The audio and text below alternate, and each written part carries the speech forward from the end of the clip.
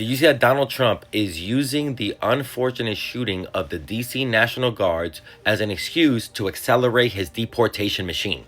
If you hadn't heard, currently there are over 2,000 National Guards in DC that Trump sent there, which a judge actually called unlawful and set up a timeline as to when the National Guards, are supposed to leave DC. But as of right now, the National Guard is all over the city and they are very visible. Well, on Wednesday in downtown DC, just a few blocks away from the White House, a lone gunman used a revolver to shoot several rounds at National Guards. The shooter was even able to obtain one of the National Guard's pistols and fire some rounds off as well. The shooter wound up killing 20-year-old Sarah Beckstrom and critically injuring 24-year-old Andrew Wolf, who still remains in the hospital. The alleged shooter has been identified as 29-year-old Rahmanullah Lakhanwal, who is from Afghanistan, entered the U.S. in 2021 under the Operation Allies Welcome, more about that in a second, and he was granted asylum this year in 2025 under the Trump administration.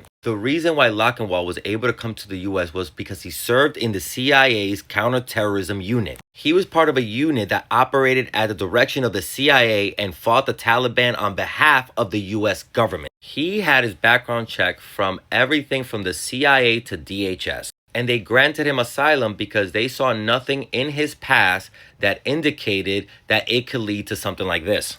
During the shootout, Lakhanwal himself was shot 4 times and was taken to the hospital, but he does not have any life-threatening injuries. Right now, he's being charged with violent assault and gun charges. But the U.S. Attorney for the District of Columbia, Jeanine Pirro, says that more charges are coming, possible murder and terrorism charges.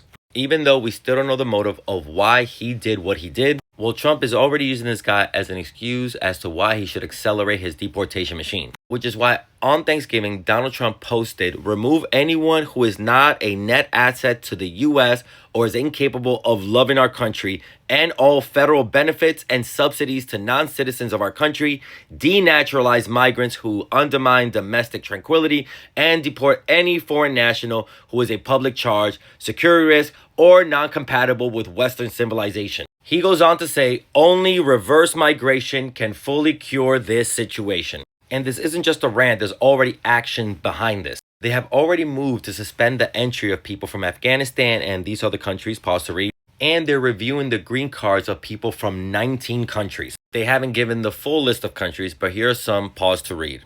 What happened to these National Guard members is tragic, but share this so people can see how Donald Trump is once again using the actions of one person to demonize an entire community.